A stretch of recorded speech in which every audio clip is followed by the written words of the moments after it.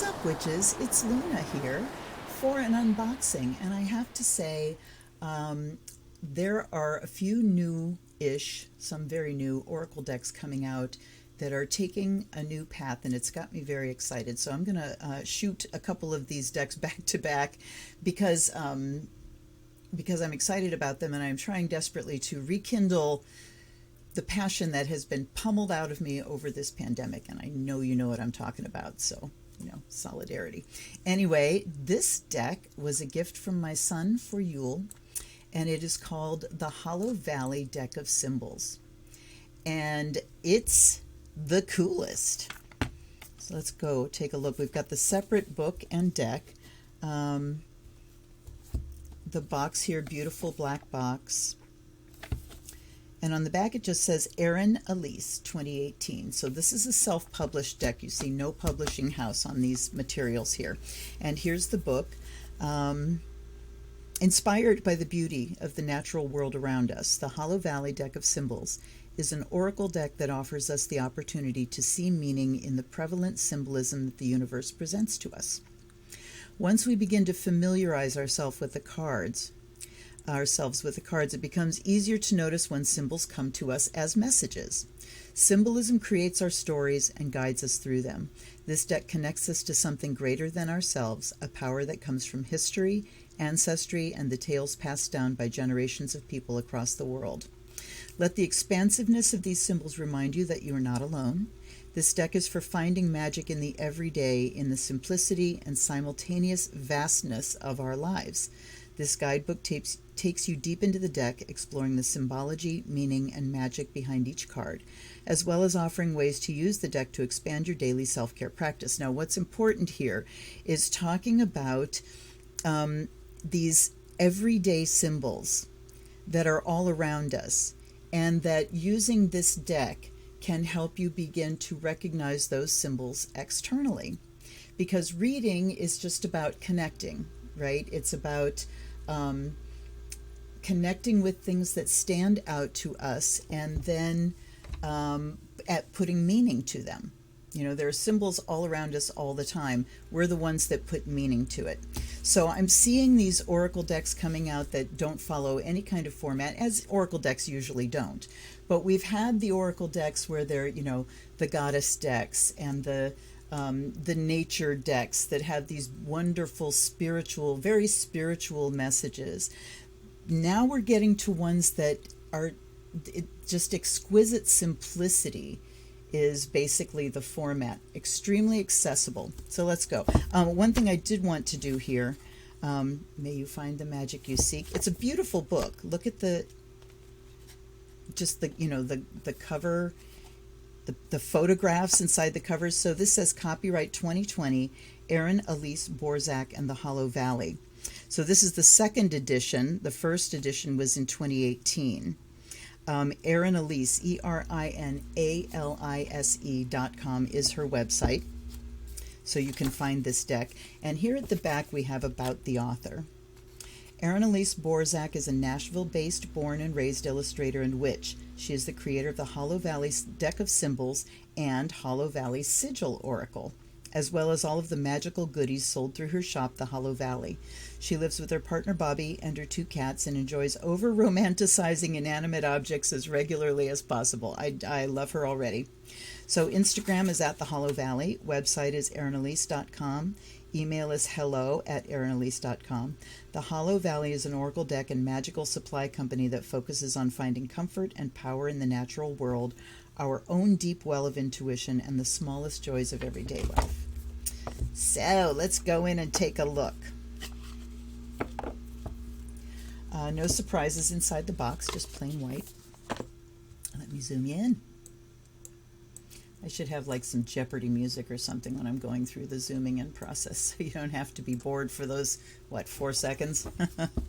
Okay, there's the card backs. And you can see we've got some linear motifs and natural motifs. So there are leaves, and then there are some things that look almost like an eye, some circles. So we've got some just graphic linear design motifs, as well as some clearly natural ones. Now, please, oh please, let me darken this down. It's weird. I go to darken it and it really darkens the background, but not really the lines. Oh well, we'll do our best here because I don't want to make it too dark. Okay, anyway, here we go, air.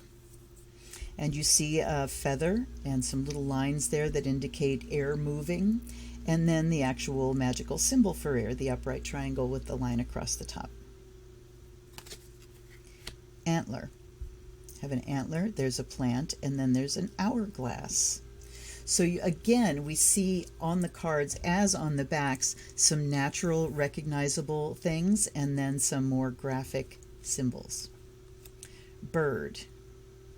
And you see the little lines here that kind of indicate that the bird is singing. So there are things other than just the plant. And see the eye of the bird? That is on the back as well. One of those kind of symbols. So already we're into 2 cards and we see repeating motifs. Also, you know, those little lines coming out at the beak gives you something else to focus on. It's just the bird, okay, flying wings, lighter than air, you know, whatever, rising above. But those little lines give us something else to focus on. The bird has something to say. Then we have cairn, which is a pile of stones, and we've got the triple moon with some dotted lines. So while you could certainly do this completely intuitively just from these first 4 cards looking at them, there are still some things that I'm going to look to the book to explain to me, and I appreciate that. Then we have cave, so we've got kind of a mountain thing. You know, usually a cave would show a dark entrance, but it doesn't. It shows like this mountain, and then there's a flower, and then there's a snail. Don't really associate snails with caves, but again, stuff to look up. Then we have comb, and we've got a plant and a braid. Cow. There's a cow skull, and we have a square with a line underneath it. Crossroads.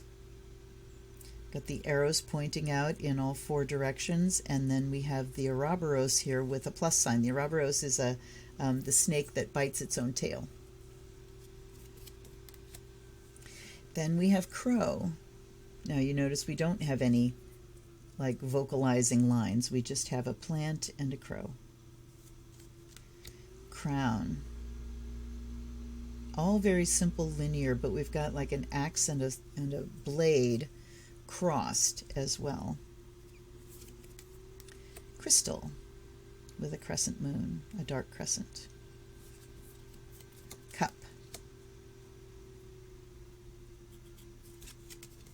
Dagger. And this kind of circle with the little void in it, like the dagger has pierced there. Dismemberment. Ooh, ooh, ooh, ooh. So the words on the cards are very important too. Think about dismembering and remembering, putting things back together again. Dismemberment, of course, means the taking apart of the parts of a whole. Dog. We've got a dog skull, and then we've got moon phases. Earth. Stones and the symbol for earth. Eclipse. Evergreen. Pine cone and evergreen leaves, and again that just very simple curved line. I hope that she talks about these very simple linear motifs, because I'm going to be disappointed if she doesn't. Okay, so here's eye. So definitely those things I was seeing on the back are her symbol for an eye. Fire. And there's the symbol of fire, the upright triangle. Fish with another crescent moon. That would be a waxing crescent, even though it's dark because the horns point to the left. Forest. Fox.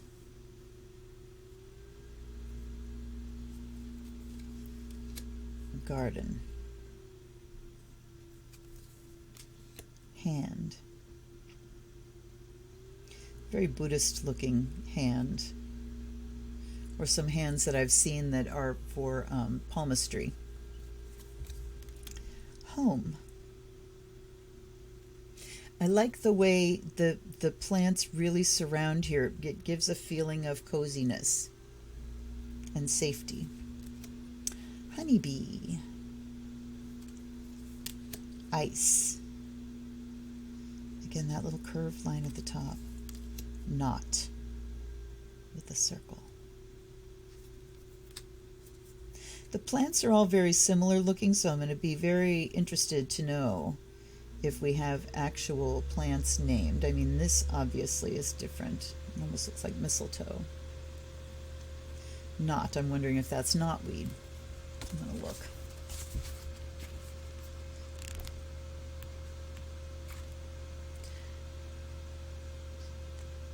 It's a palm frond. Okay.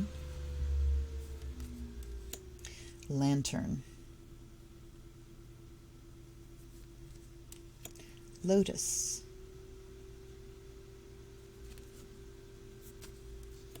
Metamorphosis, and we see the phases. Interesting that the phases don't connect around from caterpillar to chrysalis or to, cocoon to moth. Both of these things point to the moth, and it's a death's head moth. Moon with a Luna moth. Moth. Okay, so look, we've got moon and moth. Very similar cards. But what's really different is here we've got phases of the moon, but the one for just moth, it's got phases down here, but it's got this big jaggedy line. Mountain. Look at the hands. Fascinating. Net. And then we've got both hands this way. Huh. Owl. Palm. And again, that symbol that kind of looks like mountains or crown. Pearl. Poison.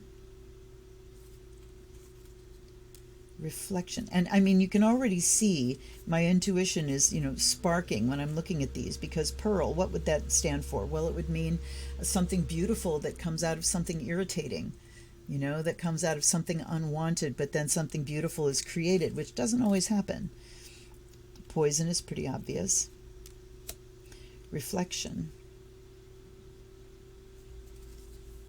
Ring. River. Rose thorns. We definitely see the thorns sticking out, and they've got these little lines coming out, little ouchy lines. We'll call those ouchy lines. Scales. Shell. With the downward pointing line in this circle kind of showing something contained within. Skull with a lit candle. Snake. And look at this bright, fascinating spark. Indeed. Spider/web. Spine. And they all have something, either, a jagged line, a curved line, a circle, a square. There's some like basic linear motif on each of these. There's the circle, here's the square, spine. I mean, that square kind of denotes stability to me, and the circle denotes fluidity. We'll see if it carries through. Spiral. Star. Sun. Talons with the jaggedy line. Teeth. I mean, these are getting into some big, unconscious symbology here. Thread. I'm thinking about, dreams of teeth falling out. Thread. Tide. Tower. With the eye up there. Valley. With the inverted V. Vessel. wand, water, the symbol for water, and there's a little plus sign there. Well, and window. So those are all the cards. Let me light up my charcoal.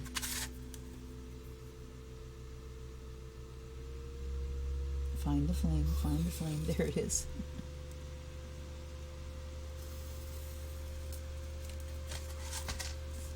All right, let's take a look at the book.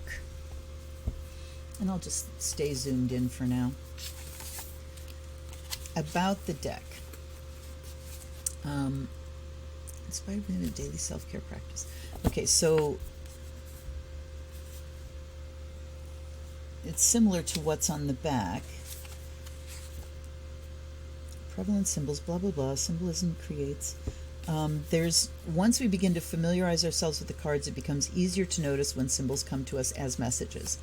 There is no correct or incorrect way to use this deck. You may wish to pull a card daily for guidance and watch for that symbol to present itself physically as you move through the day. You can also use this deck for more in-depth spreads and reflections similar to any other oracle or tarot deck. The more you reflect on the cards, their meanings, and their symbology, the more open you will be to acknowledging the power of these symbols in your life. You will become more conscious of the universe placing them in your path as a reminder of the deep wisdom you hold within you.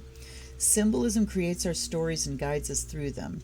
This deck connects us to something greater than ourselves, a power that comes from history, ancestry, and the tales passed down by generations of people across the world. So yes, they pulled sentences from this longer intro for the back of the book. The archetypal symbols in this deck are pulled from a vast range of symbols that saturate the art, literature, and mythology from the entirety of human existence. The beauty of symbolism is that it's a language we already know. Symbolism is woven into the fabric of our lives already. Noticing the magical thread is astoundingly easy if you're actively looking for it. No matter where you sit now, one of the symbols from these cards is calling to you. See them as allies, guides on the journey to deeper understanding of ourselves and the nature of humanity. Sometimes they bring us great news that we are heading in the right direction. Sometimes they illuminate harmful stories we're telling ourselves, giving us the opportunity to release them. Let the expansiveness of these symbols remind you that you're not alone. This deck is for finding magic in the everyday, in the simplicity and simultaneous vastness of our lives. And I'm really appreciative that it's a witch that made this deck. Using the deck and guide. All right, so we have keywords, the overarching key meanings of the card. Each card has rising and falling energies. There's rising, there's falling. The complexity of symbolism allows a more intricate relationship with each card. All energies move and change with time, sometimes presenting in balance and sometimes unbalanced in a way that hinders our growth and power. So rising is supportive energies, balance, growth-centered encouragements, stage of creation or nourishment, and expansion. Falling is potentially harmful energies, out of balance, lack of motion, warnings, suggestions, rest or a change in direction, and contraction. A note on reversal. So I was just going to say, it seems that, rising and falling is for upright and reversed. You may choose to read the rising side when you pull a card upright and the falling side when reversed. However, reading without reversals works just as well. Reversals are important, but that where you are on your path determines whether the rising or falling energies of a card... But that where you are on your path determines whether the rising or falling energies of a card are present. All right, I think she wrote the end of a sentence to a different beginning. Anyway, your intuition will tell you what part of the message you need to hear right now. Then we have symbology. Underneath the description of each card is a key explaining the identity and meaning of every symbol pictured. The additional symbols in each card are meant to expand on their meanings, add depth and complexity to your understanding, and allow you the opportunity to explore a more profound connection with the symbols. This guidebook is in no way meant to be exhaustive. The complexity of symbols exists because they are so interwoven into the fabric of humanity, understood differently by every culture, community, and belief system. Okay, so we have spider here, temptation, creativity, cunning, wisdom. Then we have spreads, the daily card. I don't need to read that. The 3-card spread, we have situation, action, outcome. We have you, the other person, your relationship, mind, body, spirit, past, present, future, dreams, challenges, and advice. So a lot of different 3-card frames there. 3-card spreads are another way to practice daily with your deck. They're great for answering specific questions or finding a sense of direction. Though past, present, and future is a common 3-card spread, here are some suggested 3-card spread options to choose between based on your needs. And then we have the elements. Spirit is who you are. Earth, what grounds and centers you. Air, what guides and teaches you. Fire, what fuels and inspires you. And water, what nourishes and opens you. I think we're going to go for that one. Then we have for the full moon. Yourself, where you are now, your weaknesses, what to leave behind, your strengths, what to keep, your perceptions, how you see yourself in the current state of the world. Ooh, I might be changing my mind. 5, your world, how the external is influencing you. And 6, your magic, the power you can use to move forward. I think I'm going to go for that one. Then we have the Celtic Cross. You, challenges, root, influences, ideals, the immediate future, power, world, hopes and fears, and potential outcome. Pretty standard there. So then we can see we have the rising keywords and we have the falling keywords. Then there are a couple paragraphs here. And then the elemental symbol, the feather, and the breeze. So she is going to talk about every little symbol that are shown on the cards. Passage of time, inevitability, change, that's the hourglass. The little beaky things, vocalization, messages, information, ideas. Yes! Yes! So happy! So happy! I want to see one that's got the curved line, the simple curved line. Okay, the square, stability, earth, element, structure. So yeah, very intuitive. So she describes both the cross and the arrows and the Ouroboros and bay laurel and the palm. So everything that's pictured is described. That's a crown in this one. The moon. And look, she even talks about the drip, the water drip in this card. Cut, circle, severance, stealth, boundary. Look at that. I mean, how can you be so detailed with such exquisitely simple designs? Amazing. Very happy so far. Very, very happy. So she talks about the hand and the severed fingers and the lilies. Wow. All right, I'm looking for that curved line. There it is. Bowl. Creative well, ideas, receptivity. So there's the curved line. The hidden eye is what she calls this symbol. Let's keep going just a little bit here. There's the moon. The shelter. This is a shelter. Awesome.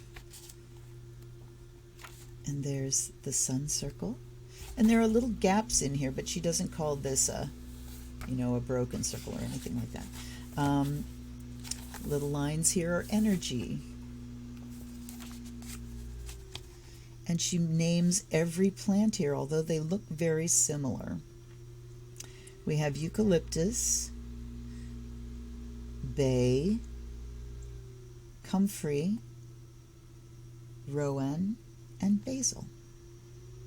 Interestingly, she doesn't put the symbol of the home down here, but she does talk about it because that's what the whole card is about. Okay. There's shallow bowl. Attention to simple detail. Amazing. Here we have, that's mountains, and the squiggly lines are water. All right, dig it. I am very happy already. I want to see something else here.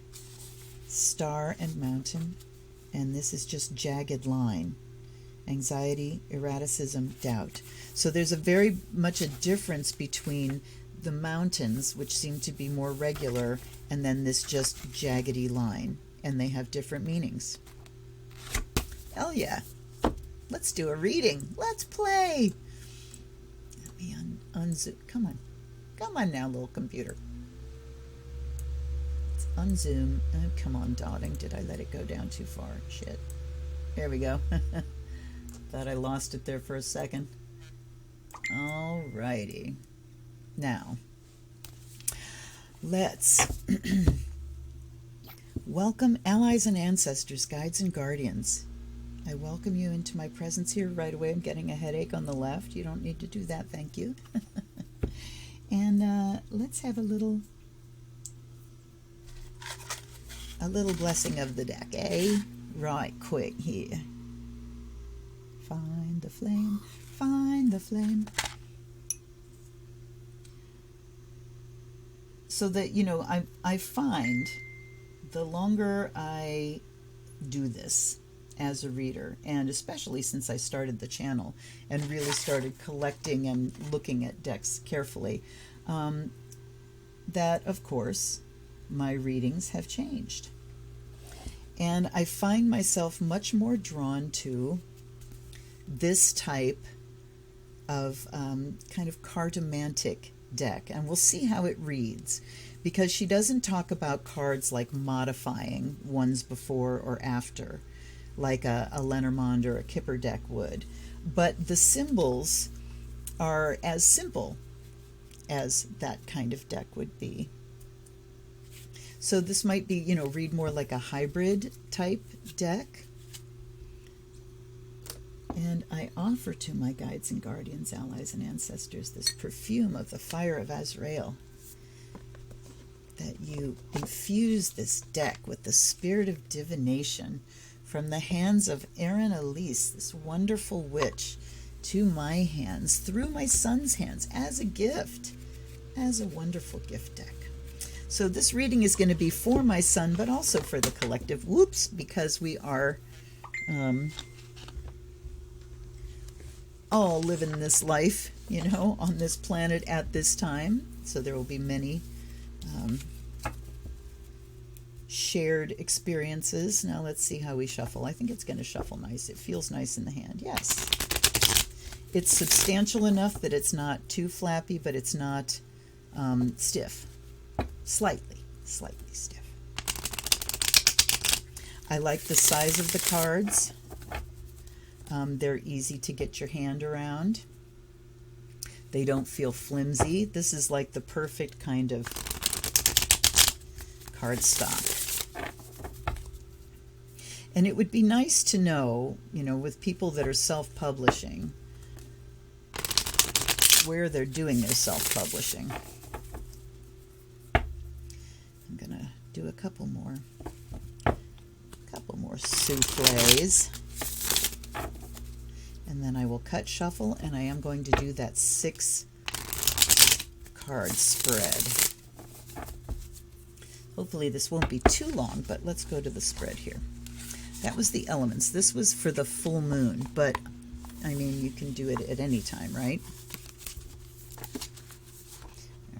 There, come on. It doesn't want to stay open. Wow, that's a sturdy book. All right, so I'm going to ask for 6 cards for the full moon spread. I'm going to shuffle, shuffle, shuffle till you tell me to quit, and they just did. And then we're going to take off the top. So we have 1, 2, 3, 4, 5, and 6. All right.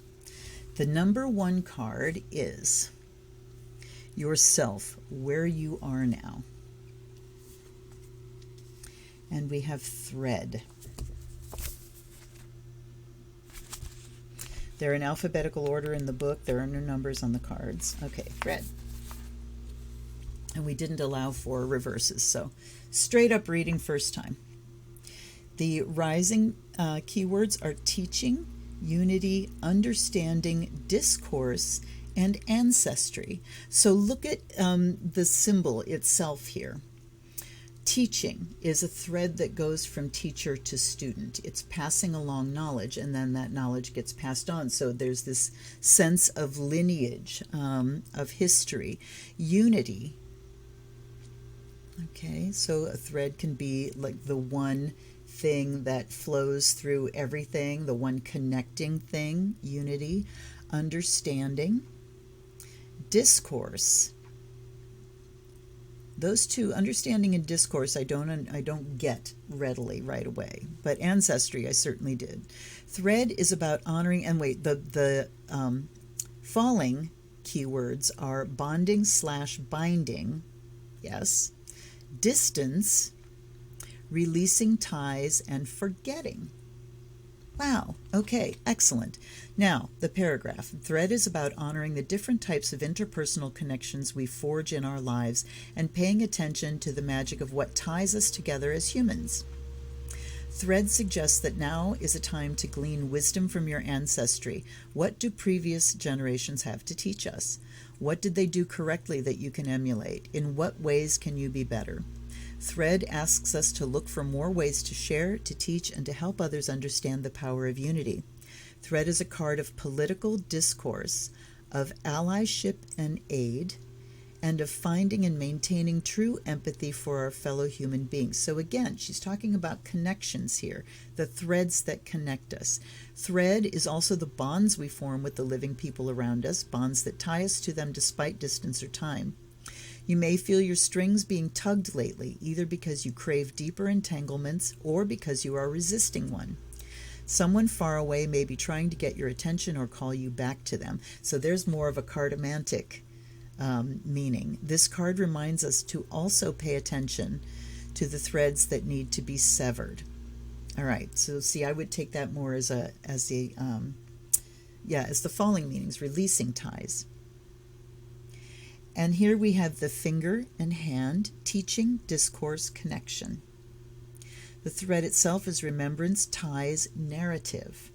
So more keywords. And then bergamot leaves, memories, tangibility, and prosperity. So the hand with the thread talks about tangibility there. But the prosperity part is kind of coming in out of left field. Still, for the initial thing of yourself, where are you now? It's about discovering the ties, discovering your ancestry, your heritage, your lineage, discovering more about what connects you to other people.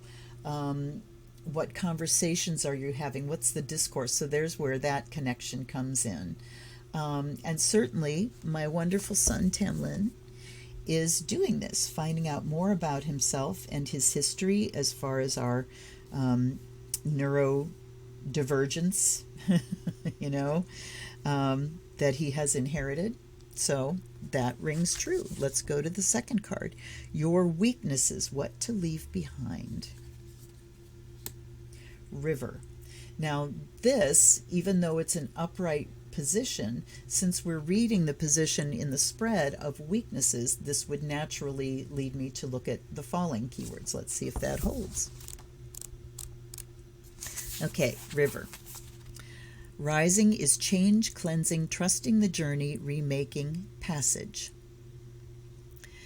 The falling is change, flux, loss of control, and inevitability.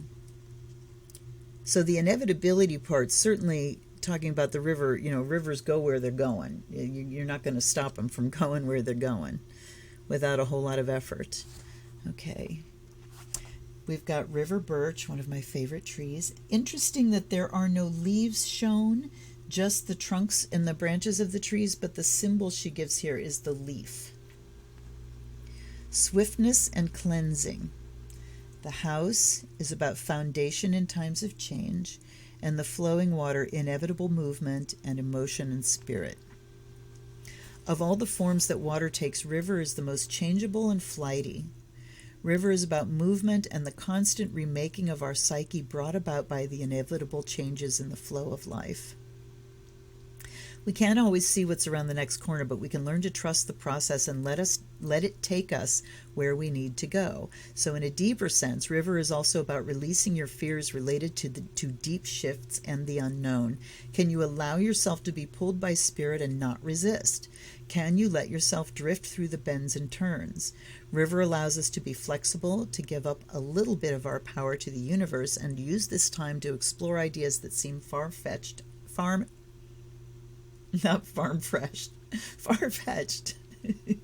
and impossible. Use this time to discover things about your wants, needs, and self that aren't always easy to see when you're stagnant. Being in a state of flux can be unnerving, but the more faith we have that the river is taking us where we need to go, the more open we can be to the possibilities being presented to us along our journey downstream. Okay, so, sorry, lots of talking.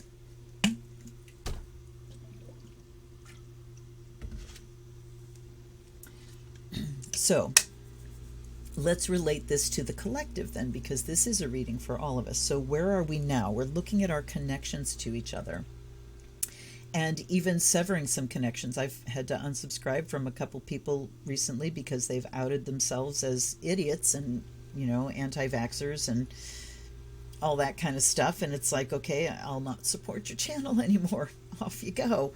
So, looking at the threads that connect us, what the discourse is, where we need to sever threads. The weakness is River. And I'm going to look at this again here.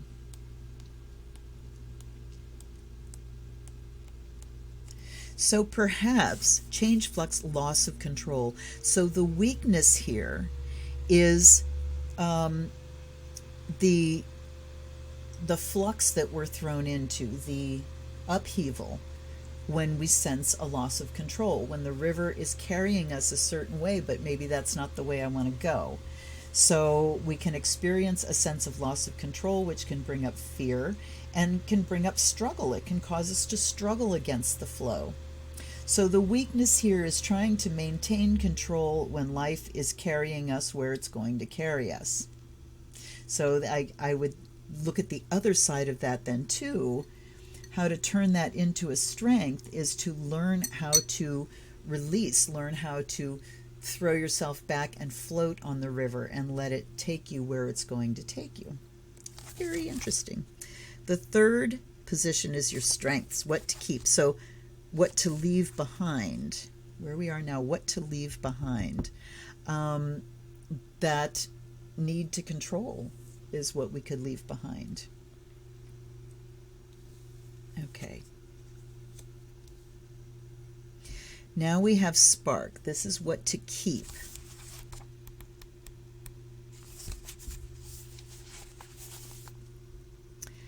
Potential, new ideas, discovery, awakening, beginning. Falling is blockages, stagnation, loss of luster, struggling to begin. So, of course, what to keep, we're going to look at the positives here. New ideas, discovery, awakening, beginning. What we want to keep here is that beginner's mind, that sense of wonder, of really passionately wanting to be in the moment, to see what happens, to see how it unfolds, to be in the moment, to witness what life is showing us in this moment and taking it at face value. So interesting, back to what to let go of. The river had that inevitability. Maybe let go of that sense, that idea that there's nothing I can do about it. This is inevitable and I can't do anything about it. And what to keep is the sense of just taking life at face value and being in the moment. Okay. Alchemically, spark is the birth of matter itself. When this card comes up, you're on the precipice of something new and powerful. Spark feels like the moment of sudden inspiration where the world falls away and a single idea takes up a nagging residence in your head. So what are we maintaining here? What are we keeping? Our spark of passion and inspiration. And if, like me, you're finding zero of these things in your life lately, then what we need to do is look at where they still exist and rekindle those things. Spark suggests that you are feeling called to step out into the unknown by beginning anew and you aren't afraid of falling. It's a time of great expansion. It is not wise to keep your ideas, energy, and creative drive to yourself. Okay, I'm not going to read the whole thing there. Spark has deep ties to the aces of the tarot, a moment of potential and an opportunity to begin a journey. So also the Fool. When we are hit by the spark, we don't always know if we will succeed or fail, but there's a deep trust that trying will be worth it either way. Spark is above all else an offering to leap and to not look back. Spark. So we have Pine, creativity, success, and growth, and Spark, beginning, potential, breakthrough. Breakthrough is a great keyword. All right. So we need to get away from this sense of inevitability and life is just carrying me where I don't want to go, and into this curiosity and interest in what's new. What can I feel enthused and passionate about? The next position is your perceptions, how you see yourself and the current state of the world. Cave. Well, okay. Pardon. Rising is escape, solitude, introversion, and space. Wow. So interesting, because I don't associate cave with the keyword space. You think of space as being something unlimited, but cave being something very much limited. So that's interesting. The falling keywords are withdrawal, regression, self-doubt, and overwhelm. Hiya. Okay. And then, so withdrawal, regression, self-doubt, overwhelm. Yes, those very much go with the symbol of cave. We have the rock cave here, boundaries, protection, space. So it is space in the sense of something defined, a space that is very much defined. The plant is hellebore, peace, anxiety, escape. So peace/anxiety, one way or the other. And escapism into a cave, yes. And snail, introversion, solitude, and rest. When we wall ourselves in, it's often for a good reason. Perhaps your boundaries have been pushed or something has triggered dissonance. Perhaps you feel threatened or like the outside influences of the world are taking a toll on your psyche. No shit. And this is where your perceptions, how you see yourself. Wow. Now is a time to retreat, reassess, and take time for yourself. Cave is a space to turn the things you are learning into things that carry you forward into your life in the form of growth. Allow yourself to enter into a space where alchemy can happen, the quiet magic of self-discovery and healing. Allow yourself this escape, but only for a little while. Retreating too far can be harmful and leave you feeling withdrawn and misunderstood. Once you've taken your time to ruminate, bravely step back out of the cave with a sense of purpose. The parts of ourselves that we discover in solitude are of better use to us when we take them farther than our own little cave of understanding and apply them to the world around us. Excellent. So, how do we perceive ourselves? As kind of internal, pulled back from the world, looking inside, keeping our boundaries firm.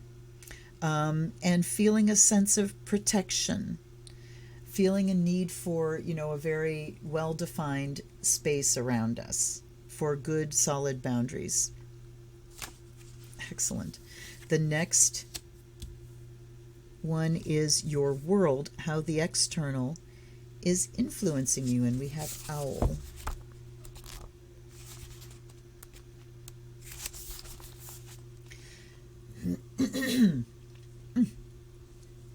Rising are wisdom, cleverness, power, and adaptability.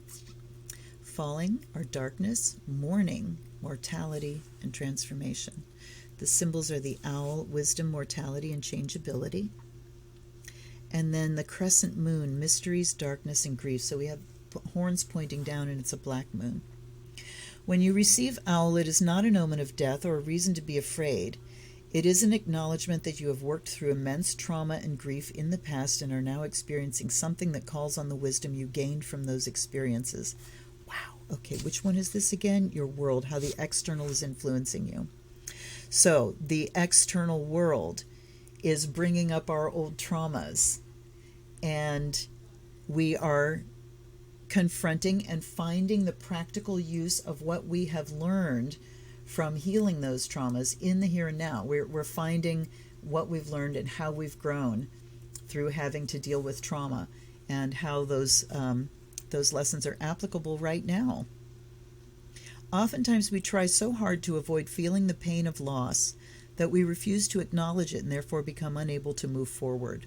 Owl is a guide through the darkness, a reminder that you've been there before and come out the other side whole, more or less.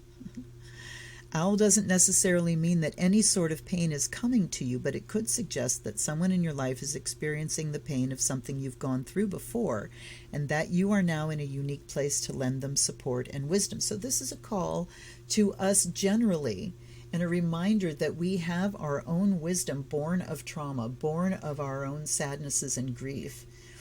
And we can be called to share those lessons with those that we love, and those that are reaching out, and those that are in pain and suffering now. It is an opportunity to figure out how to step back into dark places in our past in order to usher others through their own depths. Owl is about being able to not only tolerate the darkness, but embrace it, face it, and become comfortable visiting it when you need to access your deepest powers. So, an opportunity to figure out how to step back into dark places without re-traumatizing yourself. That's a big one, you guys. To be able to observe and understand the lessons of that without fully tossing yourself back into the trauma.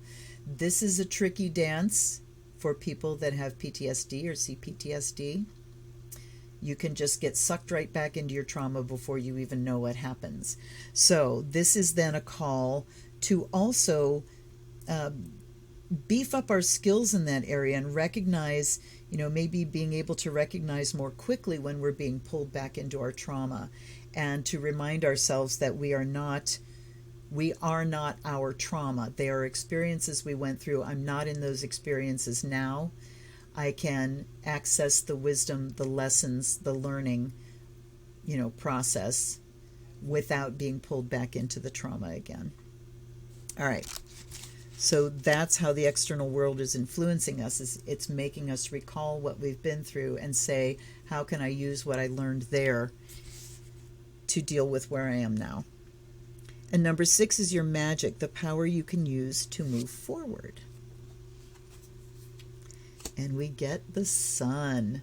Oh my, these cards are fabulous. All right. Rising is truth, self-understanding, clarity, imagination, and energy. So this is our magic. Falling is dimming, uncertainty, apathy, and burnout. Absolutely.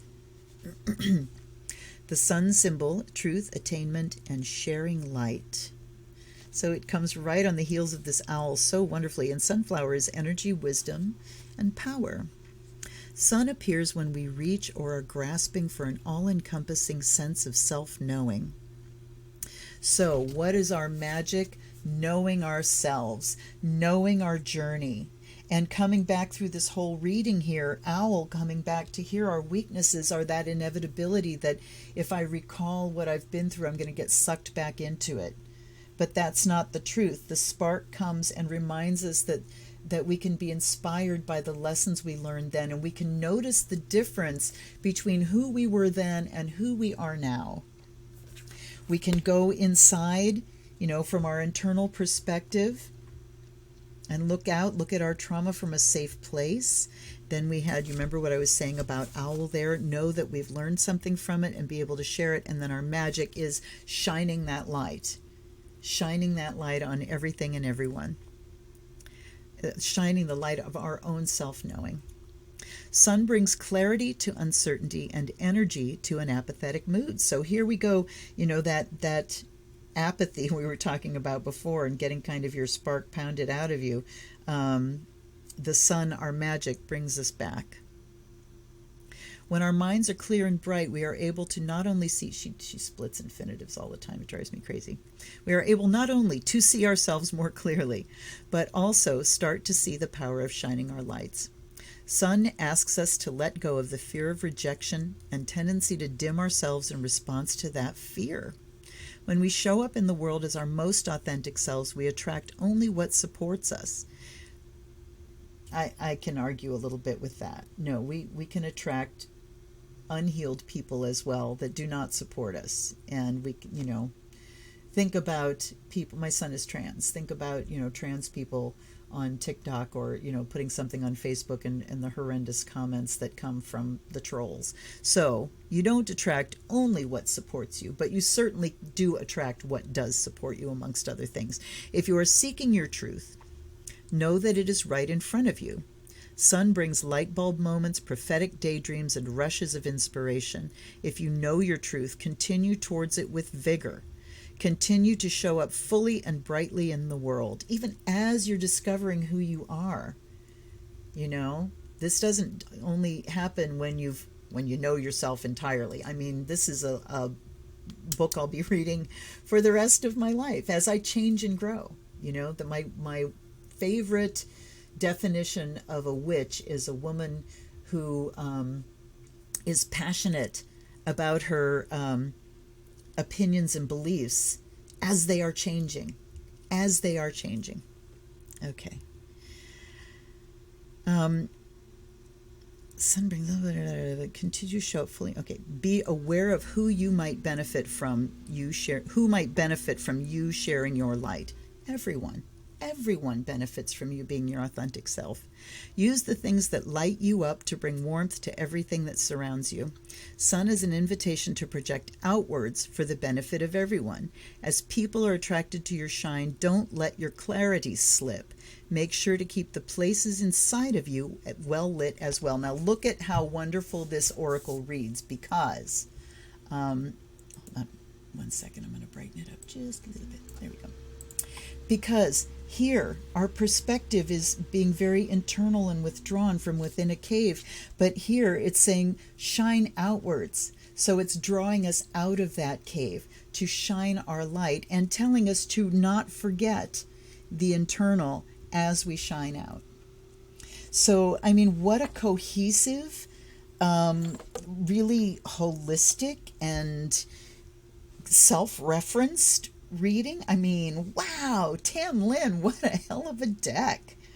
As soon as I saw it and, unwrapped it and looked at it, I'm like, oh my God, this is fabulous. And I got this at my favorite little local shop, Puff and Stuff. And I'm so glad that they had it. And I'm so glad that they are starting to stock some indie decks, because they're just fabulous. And this one, now I'm going to have to hunt down the Sigil deck that it talks about. The Hollow Valley Sigil Oracle. Bear with me for just a hot second here. I'm going to open a browser and go to her website and see what we can find out. La la la. But yeah, I am thrilled with the way it reads. And though I would say it's definitely a deck that you want to stick with the book and go and learn the actual book meanings, because there's a lot of depth there. I would also say that there's plenty room after that to set the book aside and go completely intuitive, because the symbols are plain enough. Okay, let's see. Let's go to the shop here. Head to the new site. Ooh, there's a new site. All right. Deck combo, Hollow Valley Sigil Oracle. Hollow Valley deck of symbols and guidebooks, $60. Oof, the Sigil Oracle is $45. And it seems that the symbols for that one are, they are sigils. They're like these. These are the sigil parts. Okay? The circle, the crescent, the square, the jagged line. That's what the sigils are made up. They're all just linear designs. And ooh, I need to get my hands on that deck too. That one, of course, would be a lot less intuitive because there are very complicated geometric patterns there. But I hope you enjoyed this. And if you did, and you would like to have a reading of your own, there's a link down below to my Amazon wish list. And if you buy me a deck from that, you get read for on my unboxing video. What a deal, right? I'm I'm so glad that you chose this time to spend with me. Bravo if you've made it this far. We're almost at an hour. But, this is the quiet zone.